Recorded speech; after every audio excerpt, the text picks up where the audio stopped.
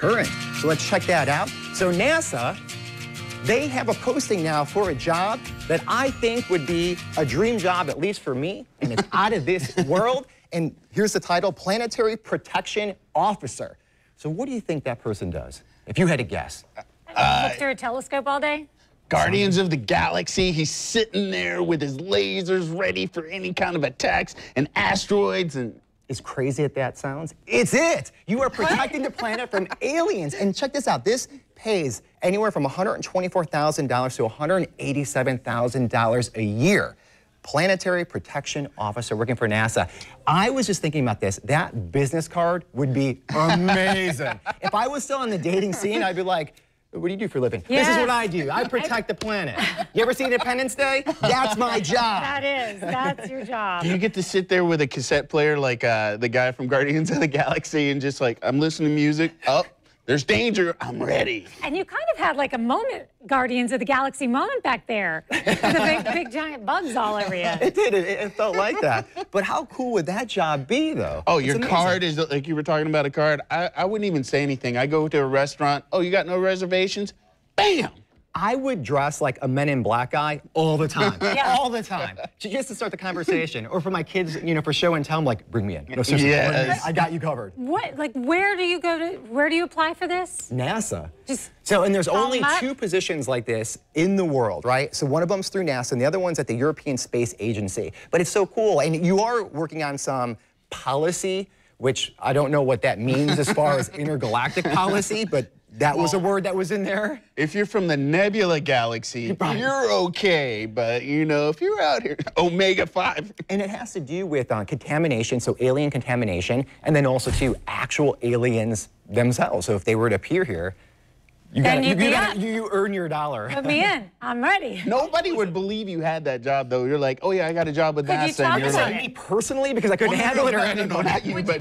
Would you be allowed to talk about it if they hired you? You might have to sign Super something. secret. You're right. Oh, yeah. You might. Yeah. And then after you do it, poof. You might have to get rid I think of we're your too memory. immature for it. Everything goes back to a movie.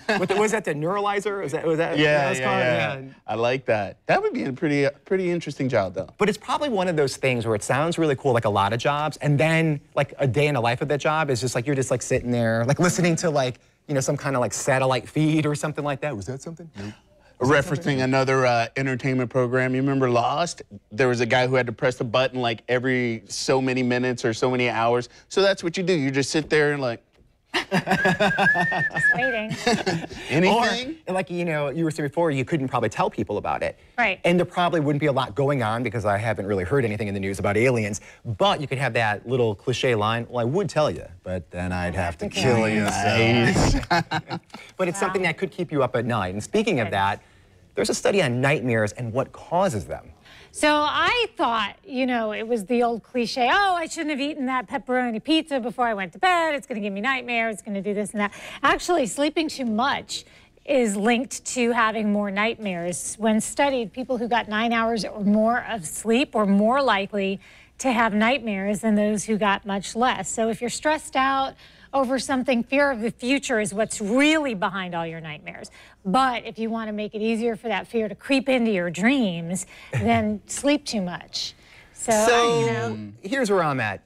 I'll take the 9 hours at the cost of some nightmares just to get that extra sleep. I know who's getting 9 hours. I know, right? That was my Who did this study? A cat? You know? But the thing that is interesting about it, I get that when you sleep a long period of time, you're tired. Yeah. You know, and I feel like that's what happens is your body has to kind of keep you entertained while you're sleeping, so you keep pushing this stuff out, you know, like nightmares. That's weird.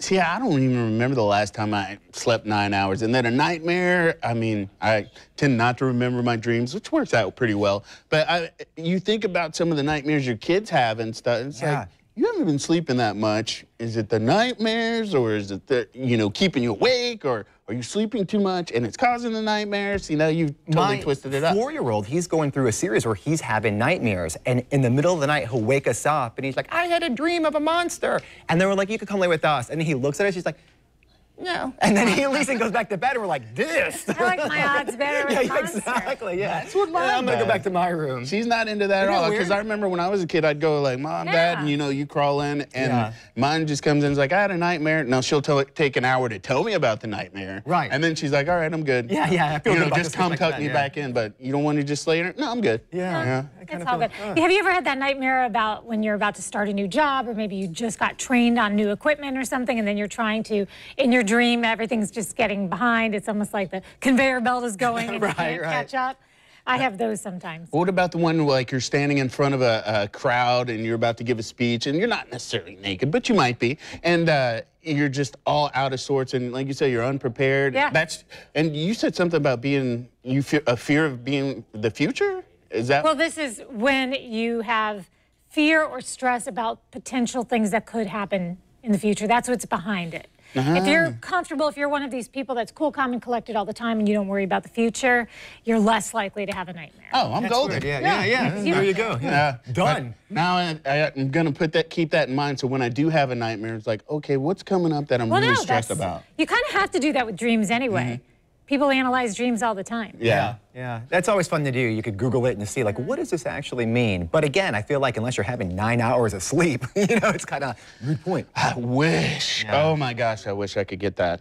But Now, one thing that I think is really cool that we discovered that I guess it's wishful thinking on behalf of kids is a menu catering to kids that kind of deciphers really what they want and what they don't want when it's time to eat. how many times have you gone to the restaurant with your kids and you're like, what do you want? I don't know. Well, this restaurant in Fagers Island, Maryland, has taken that out of your hands. And so basically, when your kid screams, I don't know, or if your kid says, I don't want that, order them some fries. Yelling what gets them a cheese quesadilla? I'm not hungry? Yeah, right. Equals a basket of chicken tenders and probably some moaning, and I don't care means they'll be eating a grilled peanut butter and banana sandwich. I think this is a current trend because restaurants are starting to do this. And this is the second time that we actually did this story, but it's smart because, again, whenever you go out with the kids, it is annoying because they don't tell you what they want. And sometimes when you do order what they want, as soon as they say it, they're like, I don't want this. Can we get one for the significant other? We go to like, That's for the choosing of the restaurant. Remember the spinner thing for choosing a restaurant? Yeah. You pull the string and it spins and then pick the restaurant. what do you want? I don't know. I don't care. Okay, let's do this. And I don't want that. Not that. Anything but that. I'll tell you. What do you want? What's that from The Notebook? There's always that meme that comes up. What do you want? I don't